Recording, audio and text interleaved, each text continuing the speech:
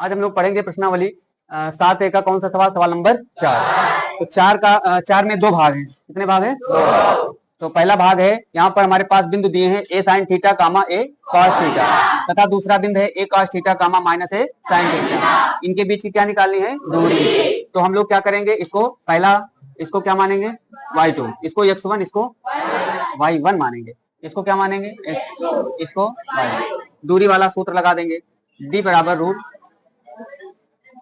x1 या x2 लिख दो,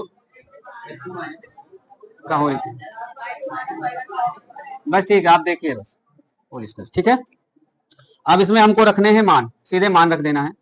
तो x2 का मान यहां पर है a cos थीटा, x1 का मान है a sin थीटा और दोनों का होल स्क्वायर। y2 का मान है माइनस का a sin थीटा, y1 का मान है a cos थीटा और इसका होल स्क्वायर। ठीक है, चलिए इसको हम लोग हल करते हैं।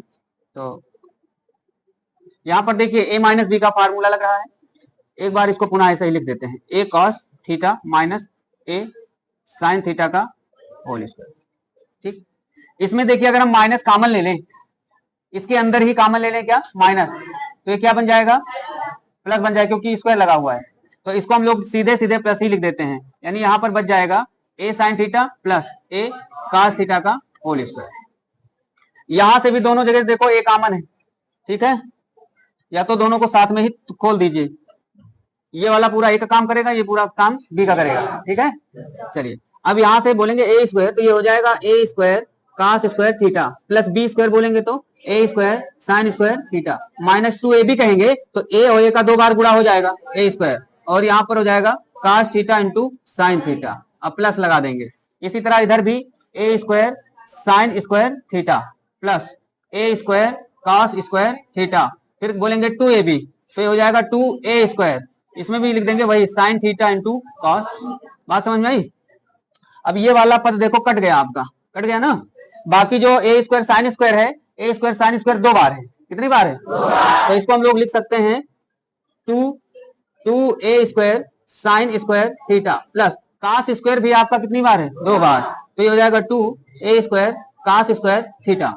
अब इसमें आप देख रहे हैं कि दोनों में 2a square common, 2a square common, तो ब्रैकेट में बचा sine square theta plus cos square theta. इसका मान कितना होता है? 1। अच्छा, ये वाला देखिए, इसका वर्गमूल क्या हो जाएगा? a, तो a बाहर आ जाएगा, तो अंदर बचेगा 2 गुणे 1, तो इसको हम लोग लिख सकते हैं a रूट 2, a रूट 2, यही इसका क्या हो जाएगा? आंसर हो जाएगा a रूट 2 मात्रक। ये हो गया आपका। ठीक है, चलिए चलो इसी का आप देखिए सवाल भाग 2 यहाँ पर दूसरा है, इसमें दो भाग हैं आपके पास। दूसरा भाग है, बिंदु दिए गए हैं यहाँ पर भी कितने, am1 स्क्वायर कामा 2am1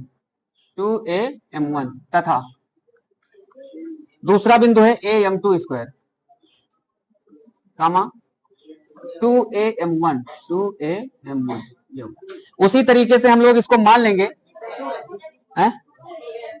2am2 है यहाँ पर, कोई बात नहीं। इसको हम लोग बोलेंगे x1, इसको बोलेंगे y1, इसको बोलेंगे x2, इसको बोलेंगे, बस दूरी वाला सूत्र लगा देना है, d बराबर रूट x2 माइनस x1 का whole square plus y2 minus y1 का होल स्क्वायर। अब सीधे इसमें क्या करना है? मान रख देना है। ठीक है ना, मान, चलिए अब हम लोग मान रखते हैं।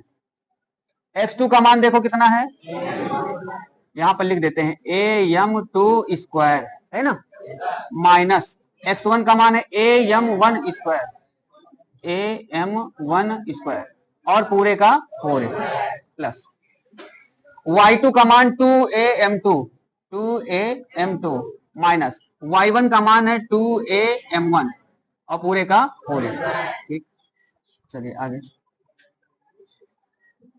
यहां पर देखिए दोनों जगह पर क्या है? a को बाहर ले लीजिए, तो बड़ा ब्रैकेट भी लगा दीजिए यहाँ पर, तो अंदर बचेगा हमारे पास, अभी एक मिनट, यहां पर हो जाएगा m2 square minus m1 square और टोटल का होल स्क्वायर, ऐसे लिख सकते हैं।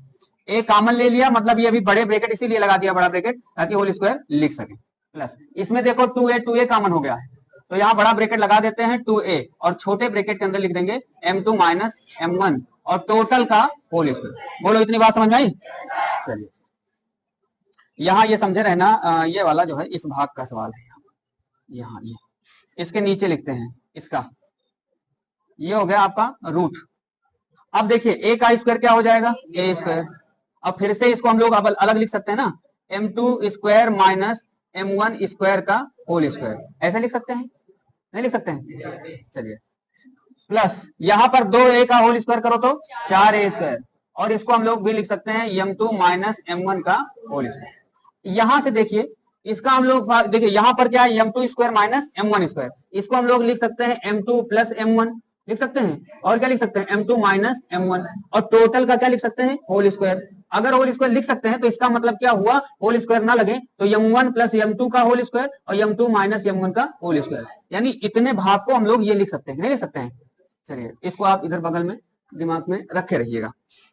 तो ये हमारा हो जाएगा ए स्क्वायर, और इसको लिख सकते हैं m2 प्लस m1 का होल स्क्वायर, और दूसरे ब्रैकेट में लिख सकते हैं m2 माइनस m1 का होल स्क्वायर, क्योंकि इसका फार्मूला हो गया ए स्क्वायर माइनस बी स्क्वायर, ए प्लस बी ए माइनस, ए की जगह m2 है, बी की जगह m1 है, तो m2 plus m1 m2 minus m1, और स्क्वायर लगा है तो दोनों पे स्क्वायर लगा है।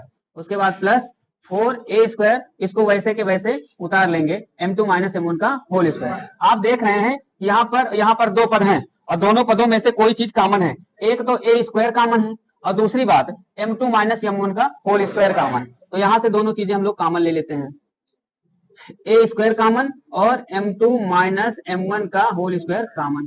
तो फिर हमारे पास क्या बचा, m2 प्लस m1 का होल स्क्वायर और प्लस का 4, 4 ही तो बचा, बस इतना ही बचेगा हमारे पास। अब इन दोनों के ऊपर वर्ग लगा है तो इसका वर्गमूल हम लोग निकाल सकते हैं, तो a स्क्वायर का वर्गमूल कितना हो जाएगा, a, और m2 माइनस m1 का होल स्क्वायर क्या हो जाएगा, m2 माइनस m1, ये हो जाएगा। और रूट के अंदर हमारे पास m2 प्लस m1 का whole square, m2 plus m1 का होल स्क्वायर और प्लस का 4, यही हमारा क्या हो जाएगा, आंसर हो जाएगा। बात समझ में आई? ये हमारा हो जाएगा। ठीक, इसको नोट कर